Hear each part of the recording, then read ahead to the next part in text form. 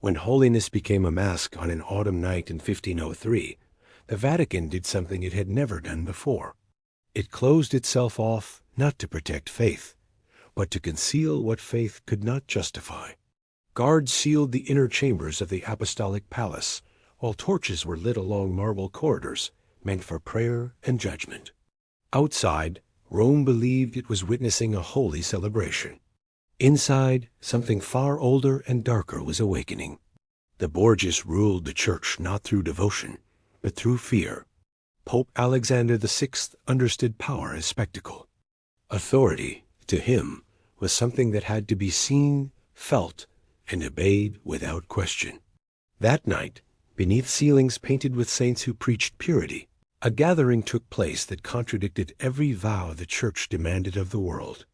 High-ranking clerics stood as silent observers, their red robes glowing in the firelight, their faces fixed in expressions history would later struggle to explain. At the center of this controlled silence was the Pope himself. He did not pray. He did not look away. He watched. Laughed, some witnesses claimed. Not as a shepherd of souls, but as a ruler enjoying absolute control over bodies, belief, and fear. What unfolded was not recorded in official Vatican archives. It survived instead in nervous handwriting, hidden correspondence, and fragmented testimonies written by men who feared damnation less than they feared speaking. This night was staged for a reason. It was meant to remind everyone present who truly commanded the church. Far from the ceremonial hall, Lucrezia Borgia waited in her apartments. Europe spoke her name as if it were a curse: poisoner, seductress, monster. Yet behind closed doors, she was something else entirely. A young woman shaped by loss and obedience, twice married, twice destroyed. Her first union dissolved as easily as ink on parchment, once it stopped serving political ambition. Her second husband, the only man she loved, was murdered within Vatican walls. She had heard his final breath echo down corridors that smelled of incense. Now she was to be married again. The groom, Alfonso d'Este Ferrara, understood what this alliance truly meant. This was not a wedding. It was a submission. He delayed, pleaded, and sent envoys filled with polite resistance. None of it mattered. The message from Rome was clear: accept the bride, or watch Ferrara burn under Cesare Borgia's armies and the church's spiritual blade. Lucrezia knew she had no choice. She had never been given one. As bells rang across Rome announcing celebration, she stood alone, staring at a city that had already judged her. She could not see the ritual forming beyond the walls, nor could she imagine how deeply it would stain her name. But within the Vatican, the ceremony had already crossed a line that could never be undone, and history would spend centuries trying to forget what came next.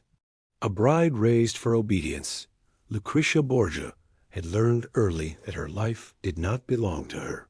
From childhood, she was surrounded by ceremony, scripture, and velvet-lined rooms, yet none of it offered protection.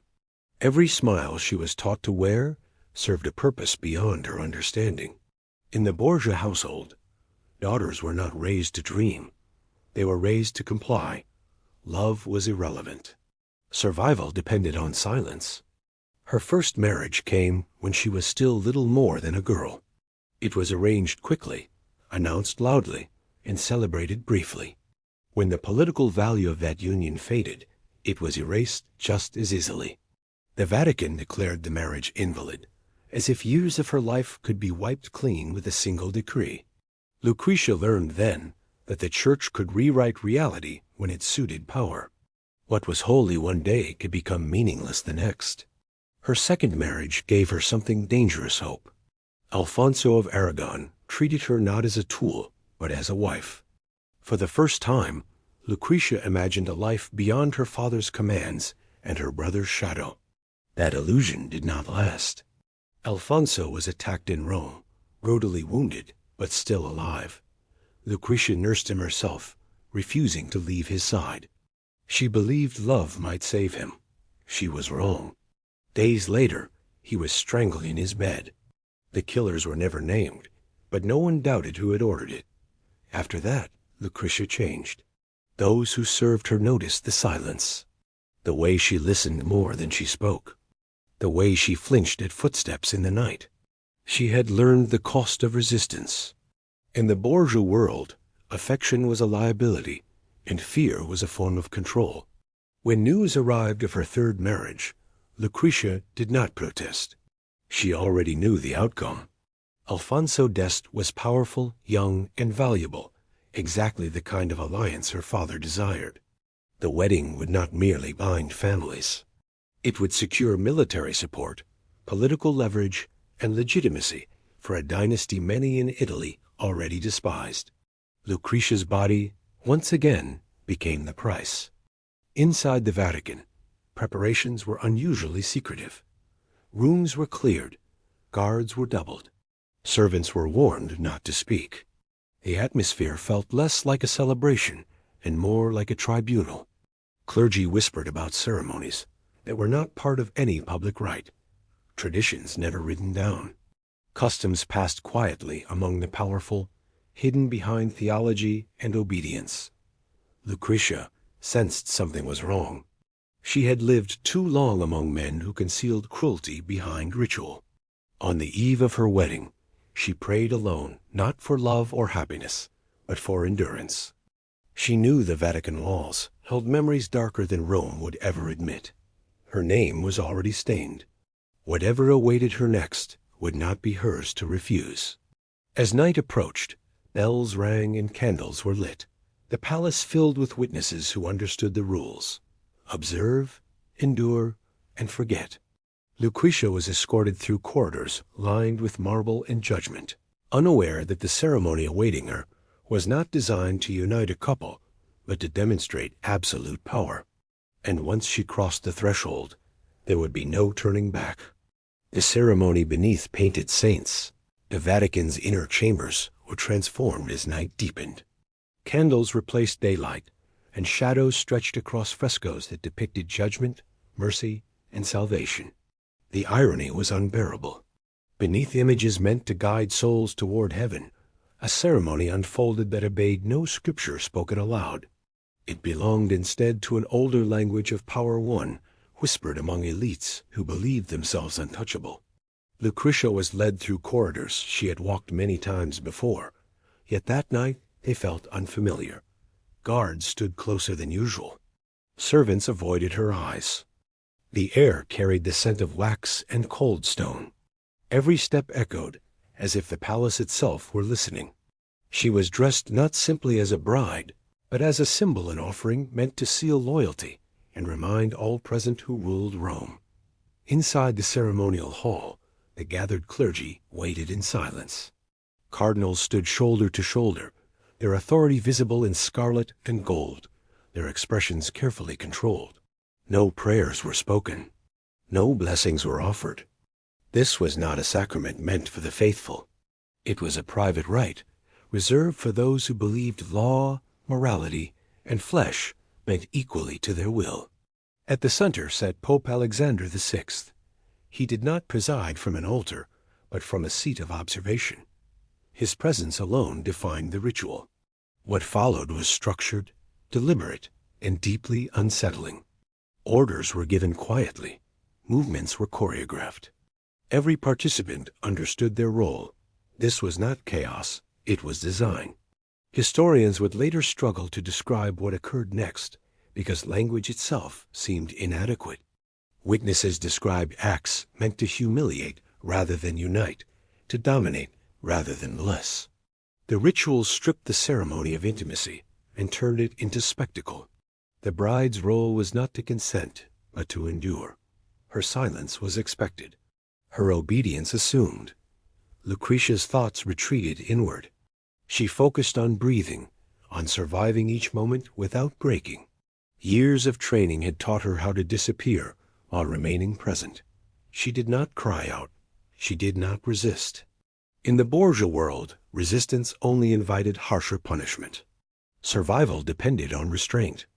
What shocked observers most was not merely the ritual itself, but who watched it.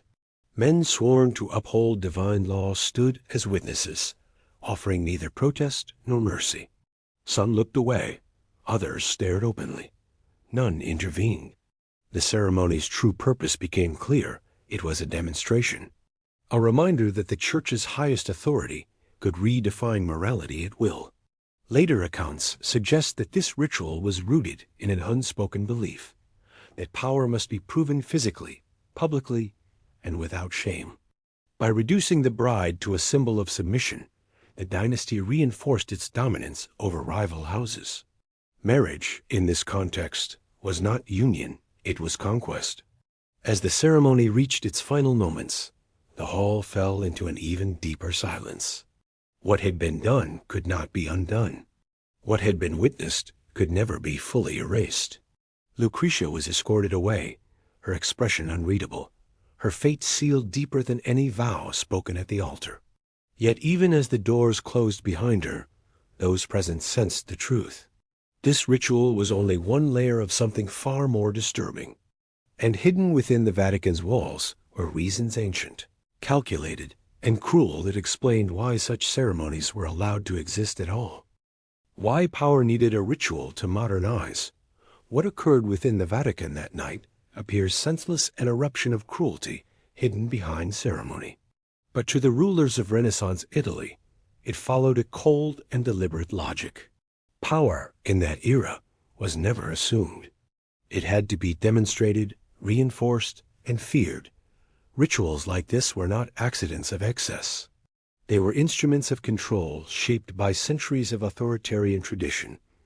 Marriage among ruling dynasties was never private. It was political theater. The bride's body symbolized alliance, loyalty, and submission.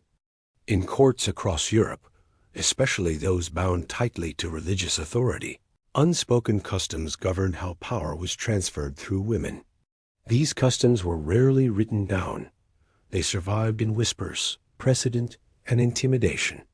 What happened to Lucrezia was an extreme expression of a belief shared quietly by many elites, that authority must reach into the most intimate spaces of life. The Vatican, despite its public devotion to morality, was not immune to this thinking. In fact, it perfected it. Religious authority offered a unique advantage. It allowed rulers to justify domination as divine order. By cloaking political brutality in sacred language, acts that would otherwise be condemned became untouchable. Questioning them was framed as questioning God himself. For Pope Alexander VI, the ritual served several purposes at once. It bound the Est family through fear rather than trust. It reminded the clergy that their power came from obedience, not conscience. And it reduced Lucrezia to a living seal of authority, her suffering transformed into proof of the dynasty's reach. In this world, humiliation was not collateral damage. It was the point. Such ceremonies also functioned as tests. Those who witnessed them and remained silent proved their loyalty. Those who felt disgust but said nothing demonstrated they understood the rules. Silence became currency.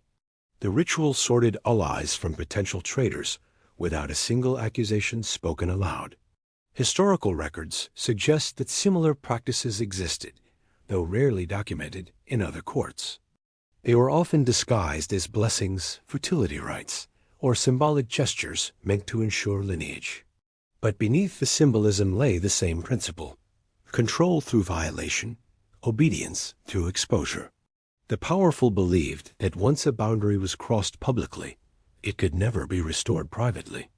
Lucrezia, whether she understood the full meaning or not, became the center of this mechanism. Her endurance allowed the ritual to succeed. Her silence ensured its secrecy. In surviving, she unintentionally protected those who harmed her. History would later misinterpret this silence as guilt, mistaking survival for complicity. By morning, the Vatican resumed its appearance of holiness. Servants cleaned the floors. Curtains were drawn. Conversations shifted to safer subjects. Official records made no mention of the night's events. But something fundamental had changed. Those who had witnessed the ritual understood that the Church as authority did not end at doctrine. it extended into flesh, fear, and memory. Yet even as the institution tried to bury the truth, fragments remained.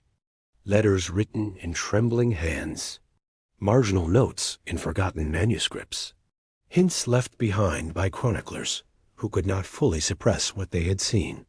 And centuries later, these fragments would begin to resurface threatening to expose not just one ritual, but an entire system built on sanctified cruelty. The evidence they never meant to survive. For centuries, the Vatican maintained silence.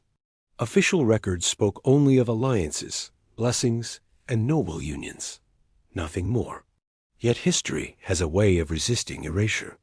What the Church chose not to write down began to surface elsewhere in private letters, diplomatic reports, and the uneasy margins of contemporary chronicles. These fragments did not shout, they whispered. But together, they formed a pattern too consistent to ignore. Some of the earliest clues came from foreign envoys stationed in Rome. Venetian and Florentine diplomats were trained observers, paid to notice what others concealed. In coded language, they described a wedding unlike any other. Their reports avoided detail, but the discomfort was unmistakable. Phrases like unusual entertainments and private ceremonies unsuited for repetition appeared again and again. Silence, it seemed, had its own vocabulary.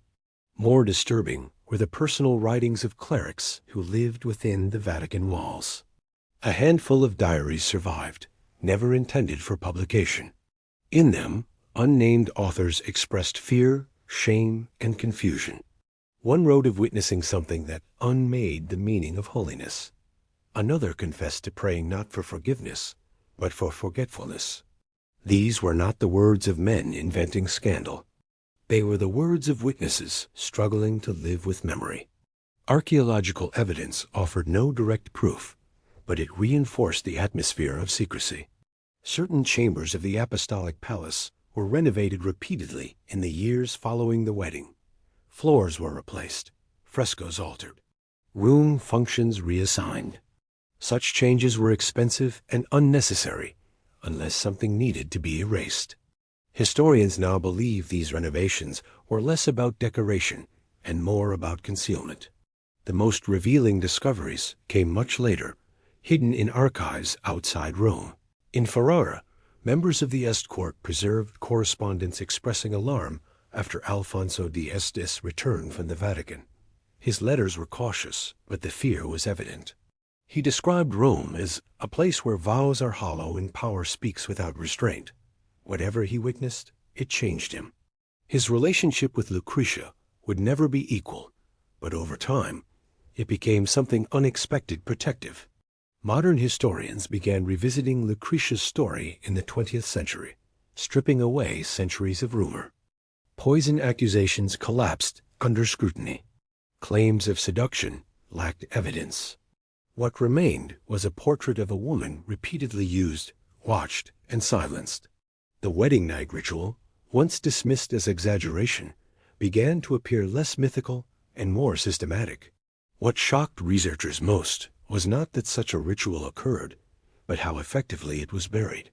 The Church's authority ensured that absence of evidence was mistaken for evidence of absence. Those harmed were discredited.